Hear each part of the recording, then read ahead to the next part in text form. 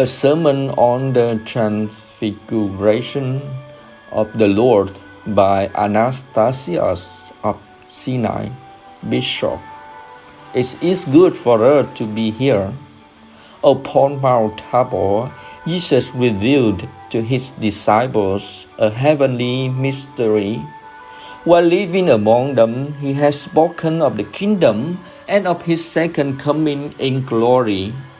But to banish from their heart any possible doubt concerning the kingdom and to confirm their faith in what lay in the future by its prefiguration in the present, he gave them on Mount Tabor a wonderful vision of his glory and foreshadowing of the kingdom of heaven.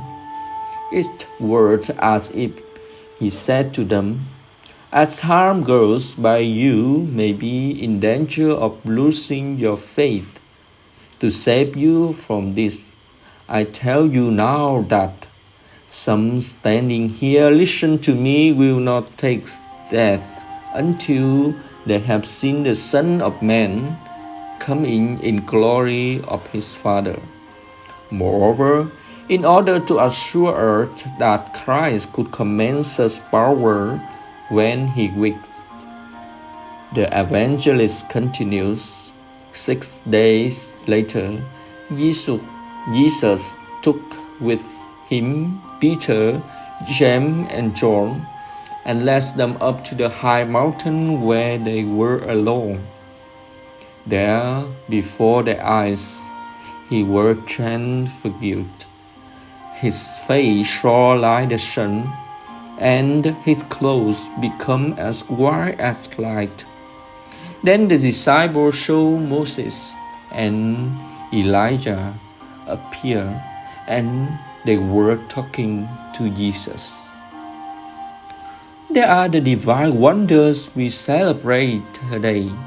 This is the saving revelation given us upon the mountain. This is the festival of Christ that hath brought us here.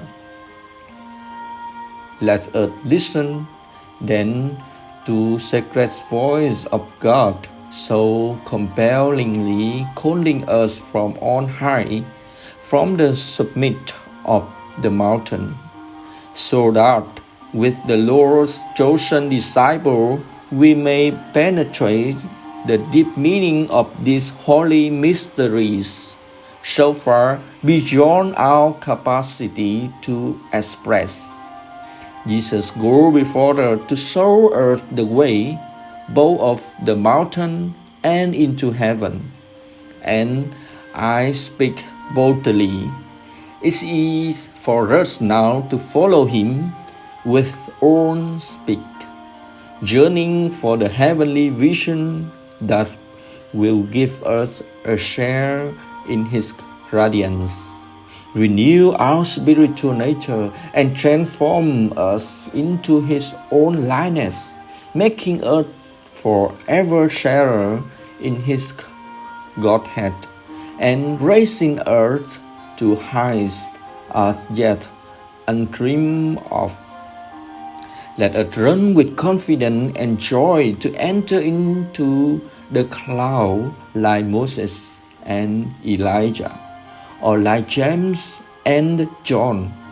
Let us be caught up like Peter to behold the divine vision and to be transfigured by that glorious transfiguration. Let us retire from the world, stand aloof from the earth, raise above the body, detach ourselves from creatures, and turn to Creator, to whom Peter in ecstasy exclaimed, "Lord, it is good for us to be here."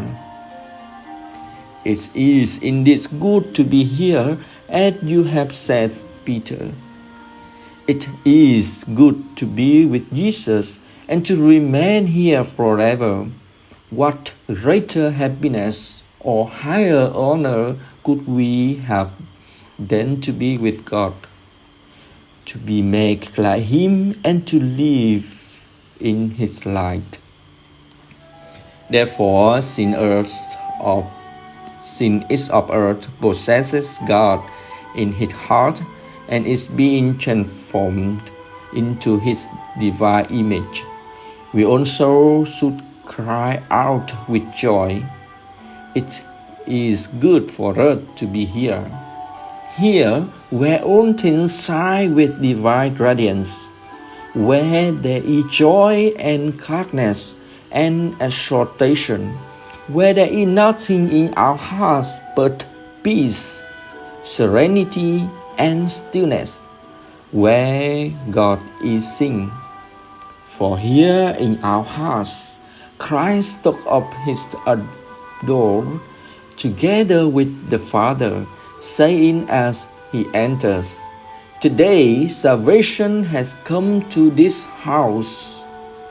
With Christ, our hearts receive all the wealth of His eternal blessings, and there where they are stored up for us in Him, we see reflected as a mirror both the first fruits and the whole of the world to come.